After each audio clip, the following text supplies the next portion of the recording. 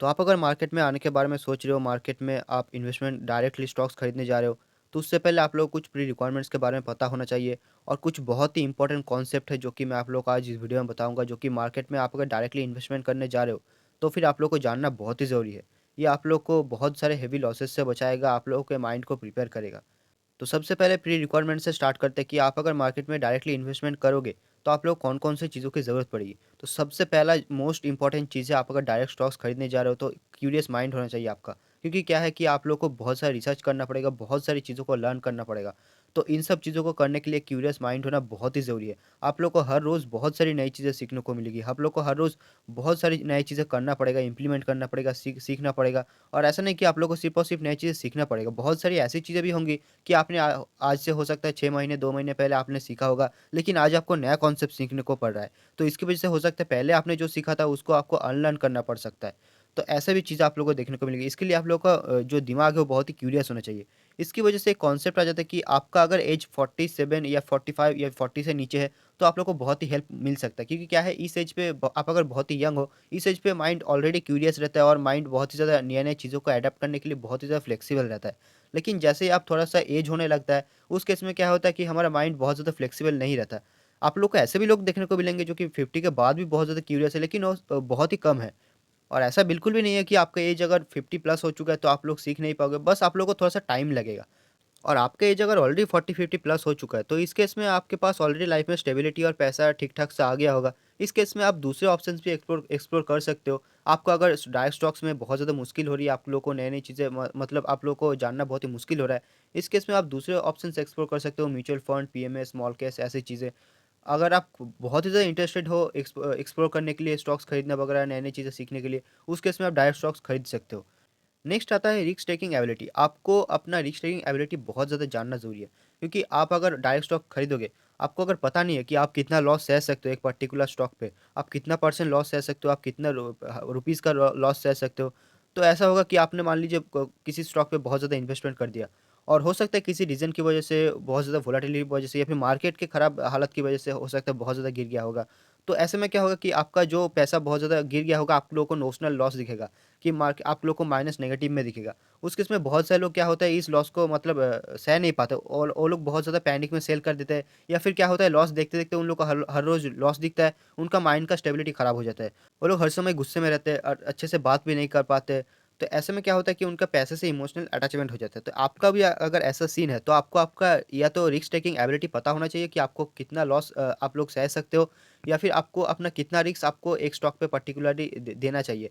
आपको ये सब क्लियरली पता होना चाहिए कि आप एक पर्टिकुलर स्टॉक पे कितना इन्वेस्टमेंट करोगे, आप कितना लॉस सह सकते हो, ये सब आपको पता होना चाहिए। आप उसी केस में आप लोग small cap, large cap, mid cap, इस हिसाब से आप लोग इन्वेस्टमेंट करोगे। क्योंकि आपको अगर ये पता नहीं होगा, आप लोग को फ्यूचर में बहुत ज़्यादा प्रॉब्लम हो सकता है। आपको फिज़िकल दिक्कत भी देखने को मिल सकती है कि आप बहुत ज़्यादा माइंड में सोचने लगोगे, इस केस में आप लोग को फिज़िकल दिक्कत देखने को मिल जाएगा। तो ये सब चीज़ें ना हो, आप अपना रिस्क टेकिंग एबिलिटीज़ चेक कर लेना कि आप कितना वोलेटिलिटी सह सकते हो, आप कितना रिस्क एक स्टॉक पे पर्टिकुलरली ले सकते हो। उसी हिसाब से आप इन्वेस्टमेंट करना, क्योंकि बहुत सारे लोग ऐसा भी करते हैं कि उनका रिस्क एपेटाइट के हिसाब से उतने उसके उनके पास जितना भी पैसा है, उनके हिसाब से वो बहुत ज़्यादा डिवाइड कर देते हैं। जो लोग बहुत कम रिस्क लेना चाहते हैं, वो लोग क्या करते हैं, थोड़ा बहुत म्यूचुअल फंड पे डाल देते हैं और थोड़ा बहुत डायरेक्ट स्टॉक्स खरीद लेते हैं। और बाकी का पैसा वो क्या करते हैं, वो लोग रियल एस्टेट या फिर अपने खुद के बिज़नेस पे या फिर दूसरे बहुत सारे ऑप्शन से एफडी, गोल्ड वगैरह ये सब चीज़ जगह पे इन्वेस्टमेंट कर देते हैं। नेक्स्ट आता है कैपिटल। तो मार्केट में बहुत से लोग आ तो जाते हैं, लेकिन उनको एक चीज़ के बारे में पता नहीं होता, कैपिटल के बारे में। Capital is the most important thing you need in the market. Market में जैसे कि आप लोग को 3 चीज़ें ही सबसे ज़्यादा इंपॉर्टेंट देखने को मिलेगा पैसा बनाने के लिए। पहला है टाइम, दूसरा है रिटर्न्स, तीसरा है कैपिटल। तो टाइम पे आपका कोई कंट्रोल नहीं है, जितना टाइम लगना है वो लगेगा ही। आपके पास टाइम का कोई कंट्रोल है नहीं, आप टाइम को फास्ट फॉरवर्ड कर नहीं पाओगे। दूसरा है रिटर्न्स। रिटर्न्स बहुत हद तक मार्केट पे डिपेंड करता है। आप लोग हो सकता है एक पर्टिकुलरली मेहनत करके थोड़ा बहुत एक्स्ट्रा ला सकते हो, लेकिन अगर मार्केट का कंडीशन ही ठीक नहीं है तो आप रिटर्न्स भी बहुत ज़्यादा अचीव नहीं कर पाओगे। नेक्स्ट आता है कैपिटल। इस पे आप लोग का पूरा 100% कंट्रोल आपके पास कैपिटल पे है। तो अब जितना ज़्यादा कैपिटल आप मार्केट में ला पाओगे, उतना ज़्यादा आप लोग को रिटर्न्स देखने को मिलेगा। क्योंकि आप थोड़ा-सा अगर आप 2 मिनट सोच के देखोगे, अब ज़रा एक बार सोच के देखो कि आप अगर 1 लाख रुपए मार्केट पे लेके आ रहे हो और आपने बहुत ज़्यादा मेहनत की, आपने पूरी साल भर मेहनत किया, पूरा का पूरा स्टॉक एनालाइज़ किया, आपने अपना पूरा टाइम और लाइफ़ की बैंड बजा के मतलब पूरा एकदम बहुत ज़्यादा एनालाइज़ करके आपने 40% रिटर्न अचीव किया। मान लीजिए 1 साल पे 40% रिटर्न मतलब बहुत ज़्यादा एक्सेप्शनल रिटर्न होता है। तो ऐसे में सोच लिया आपने 1 लाख रुपए इन्वेस्ट किया और 40% रिटर्न अचीव किया। तो क्या हुआ, आपको 40,000 रुपीज़ मिला। लेकिन आपका कोई लाइफ़ चेंज हो गया क्या? आपका 40,000 रुपीज़ पे आपका लाइफ़ च थोड़ा-सा भी चेंज नहीं होगा। आप जहाँ पर थे वहीं पर रहोगे, आपको जो काम करना था आप वही काम करोगे, आपका लाइफ़ 1% भी चेंज नहीं हुआ होगा। और दूसरी तरफ इमेजिन कीजिए कोई एक इंसान है जो कि 10 करोड़ रुपए मार्केट पे लेके आ रहा है और वो क्या करता है, सिर्फ़ और सिर्फ़ 10% रिटर्न कमाता है। साल का 10% रिटर्न वो थोड़ा बहुत बॉन्ड्स पे इन्वेस्टमेंट करके भी ले सकता है या फिर मार्केट पे थोड़ा बहुत इंडेक्स म्यूचुअल फंड पे इन्वेस्ट करके भी ले सकता है, जिसके लिए उसको थोड़ा-सा भी बहुत ज़्यादा मेहनत करने की ज़रूरत नहीं है। तो 10 करोड़ रुपए पे 10% इनकम भी अगर वो करेगा, तो फिर उसका साल का 1 करोड़ रुपए बैठेगा। अगर वो खर्चे हटा भी दे, तो भी उसके पास 80 टू 90 लाख रुपीज़ बच जाएगा। बहुत सारे लोगों का 5 से 10 साल का टोटल पैकेज भी 80 से 90 लाख रुपीज़ नहीं होता और वो 10% रिटर्न कमा के 80 से 90 लाख कमा लेता है। तो आप समझो कि कैपिटल बहुत ज़्यादा इम्पोर्टेंट है। आप अगर कैपिटल के इम्पोर्टेंस को नहीं समझोगे तो मतलब बहुत ही ज़्यादा दिक्कत होने वाला है। आप 2,000 5,000 या फिर 1 लाख रुपए से मार्केट पे लेके आ रहे हो और आप बहुत ज़्यादा एक्सेप्शनल सोच रहे हो कि बहुत कुछ हो जाएगा, तो आप शायद गलत जगह पे हो। ऑफ कोर्स ऐसा बिल्कुल भी मत सोचना कि आपके पास कम कैपिटल है तो आपको मार्केट में इन्वेस्टमेंट नहीं करना चाहिए। मैं बस ये बोलना चाहता हूँ कि बहुत ज़्यादा एक्सेप्शनल मतलब बहुत ज़्यादा आपके पास अगर बहुत ही कम कैपिटल है, तो सारा का सारा टाइम अपने मार्केट में मत बहा देना। थोड़ा-सा अपने आप पे फ़ोकस करना। आप सिर्फ़ मार्केट में इन्वेस्टमेंट करते जाना, आपको फ्यूचर में आपको रिटर्न देखने को मिल जाएगा। तो मार्केट पे बहुत ज़्यादा टाइम फ़ोकस ना करके आप अपने खुद पे फ़ोकस कर सकते हो, जहाँ पर आप अपने अर्निंग कैपेबिलिटीज़ को बढ़ा सकते हो। जिस केस में क्या होगा, आपको फ्यूचर में बहुत ज़्यादा सैलरी मिलेगा तो उसको आप इन्वेस्टमेंट कर पाओगे। हाँ, लेकिन यहाँ पर एक बात मेंशन करना ऑफ कोर्स बहुत ज़्यादा ज़रूरी हो जाता है कि आप अगर स्टूडेंट हो या फिर यंग हो, उस केस में आपके पास कैपिटल के नाम पे ना के बराबर पैसा होगा। उस केस में ऑफ कोर्स आप कम पैसे से स्टार्ट करो, लेकिन आप सीखने के लिए स्टार्ट करो। आपको सीखना है क्योंकि फ्यूचर आज आपके पास कैपिटल नहीं है, लेकिन बाद में जाकर आप जॉब करोगे, उस केस में तो आपके पास पैसा आएगा ना। तो उस पैसे को आप अच्छे से इन्वेस्ट कर पाओ, उस टाइम पे आपको लॉस ना हो, इसलिए आप आज मार्केट पे आओ, आप थोड़ा बहुत सीखो, आपको बहुत ज़्यादा सीखने को मिलेगा। फ्यूचर में जाकर आपको अगर बिज़नेस भी करना हुआ, तो भी मार्केट से आप लोग को बहुत ज़्यादा लर्निंग सीखने को मिलेगा। नेक्स्ट बहुत लोगों के एक मन में एक सवाल आता है कि हम लोग को मैथ्स कितना जानना ज़रूरी है। तो मैथ्स बहुत ही सिंपल मैथ्स आप लोग को जानना ज़रूरी है क्योंकि यहाँ पर इंटीग्रेशन, डेरिवेशन का कोई काम नहीं है। साइन थीटा, कॉस थीटा आप लोग को लगाने की ज़रूरत नहीं पड़ेगी। तो आप लोग को बहुत ही सिंपल 5 चीज़ें जानने की ज़रूरत है। Plus, minus, divide and multiplication and एक और परसेंटेज। ये 5 चीज़ें आप अगर जान लोगे तो आप लोग का लाइफ सॉर्टेड है। और ये 5 बेसिक चीज़ें आप लोग को हर फ़ोन के कैलकुलेटर में मिल जाएगा। तो कैलकुलेटर बेसिकली आपके पास है तो आप सारे काम कर सकते हो। नेक्स्ट एक और चीज़ है कि हम लोग को टेक अंडरस्टैंडिंग एंड डिवाइसेस के बारे में थोड़ी-सी बात कर लेनी चाहिए, कि आप अगर यंग हो ऑलरेडी तो आपके मतलब इश्यू है नहीं टेक अंडरस्टैंडिंग, क्योंकि आप ऑलरेडी बहुत ज़्यादा मोबाइल फ़ोन वगैरह ये सब यूज़ करते हो, तो आपके लिए उतना इश्यू है नहीं। लेकिन जो लोग ऑलरेडी थोड़ा-सा मिडिल एजेस पे है, उन लोगों के लिए टेक अंडरस्टैंडिंग कुछ लोगों के लिए बहुत ज़्यादा प्रॉब्लम हो सकता है। क्योंकि मतलब मोबाइल पे चीज़ें करना मतलब हर जगह पे बटन दबाना, टेक्नोलॉजी पे सारी चीज़ें करना, थोड़ा-सा इश्यू हो सकता है। लेकिन मैं बताना चाहूँगा बहुत ही ईज़ी है। आप अगर कोई भी डिस्काउंट ब्रोकर के ऐप उठा के देखोगे, वो लोग अपना यूआई डिज़ाइन ही ऐसे करते हैं ताकि सबसे ईज़ी तरीके से वो लोग मतलब कोई भी आके उनके प्लेटफ़ॉर्म पे आके बाय एंड सेल कर सके। तो आप लोग को बस क्या करना है कि आप लोग को अगर मुश्किल हो रही है तो आप लोग जस्ट यूट्यूब पे जाके 2, 4, 5 वीडियो देख लो। आप लोग को बहुत ही ईज़ी आप समझ जाओगे और 2-4 बार जैसे ही आप लोग इसे ट्राई करोगे, आप लोगों का मतलब ईज़ी हो जाएगा, कोई ऐसे इश्यू है नहीं। नेक्स्ट डिवाइसेज़ के बारे में बात करना बहुत ही ज़रूरी है क्योंकि डिवाइसेज़ एक ऐसा चीज़ है कि बहुत सारे लोग क्या करते हैं आजकल रील्स पे यूट्यूब पे जगह पे देख के देखते हैं कि बड़े-बड़े स्क्रीन्स चाहिए होते हैं, बहुत सारे कंप्यूटर्स चाहिए होते हैं। ऐसा बिल्कुल भी नहीं है, आपके पास एक स्मार्टफ़ोन है, आपके पूरा का पूरा काम हो जाएगा। आपको कोई भी कंप्यूटर की ज़रूरत नहीं है, आपको बहुत बड़े-बड़े स्क्रीन्स की ज़रूरत नहीं है।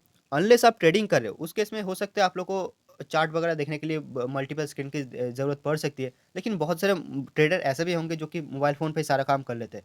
तो डिवाइसेस बैरियर बनने नहीं वाला, तो उसके बारे में सोच के ज़्यादा टाइम वेस्ट करना ज़रूरी नहीं है। हाँ, लेकिन यहाँ पर एक बात मेंशन करना ज़रूरी है कि आपका अगर पोर्टफ़ोलियो ठीक-ठाक साइज़ का है, तो उस केस में मेरा रिकमेंडेशन ये रहेगा कि आप एक अलग अलग से मोबाइल खरीद लेना। क्योंकि क्या है आजकल मोबाइल फ़ोन आप अगर ठीक-ठाक सा पोर्टफ़ोलियो आपका अगर 10 लाख, 20 लाख या फिर उससे भी ज़्यादा का पोर्टफ़ोलियो है या फिर 1 करोड़ रुपए का ऐसा का पोर्टफ़ोलियो है, तो आपके लिए 10,000 रुपए का मोबाइल फ़ोन खरीदना अलग से कोई बड़ी बात नहीं होगी। और उस फ़ोन पे सिर्फ़ और सिर्फ़ आपने जो इंटरनेट ट्रांज़ैक्शन है मतलब जो भी स्टॉक्स ट्रांज़ैक्शन, बैंकिंग ट्रांज़ैक्शन ये सब चीज़ें सिर्फ़ और सिर्फ़ उसी फ़ोन में रखना। उस फ़ोन को किसी और चीज़ के लिए यूज़ मत करना और उस फ़ोन में कोई भी फ़ालतू का एप्लीकेशन वगैरह डालना मत, क्योंकि उस फ़ोन को आप लोग को सिक्योर रखना ज़रूरी है। क्योंकि आजकल के दिन पे आप लोग को पता ही होगा कितना ज़्यादा फ्रॉड हो रहा है। कोई भी कहीं से भी कोई भी एप्लीकेशन डाउनलोड हो जाए, आजकल मोस्टली लोगों को मैं रिकमेंडेशन नहीं करता कि कोई भी फ़ालतू एप्लीकेशन डाल डाल ले, लेकिन फिर भी बहुत लोग डालते हैं और यूज़ करते हैं मल्टीपल चीज़ों के लिए। तो उस केस में आप लोग को उस फ़ोन पे कोई भी दूसरी चीज़ें काम नहीं करना है। सिर्फ़ और सिर्फ़ आपके बैंकिंग के काम और जो भी स्टॉक्स वगैरह ट्रांज़ैक्शन है, उनके काम आप कर सकते हो।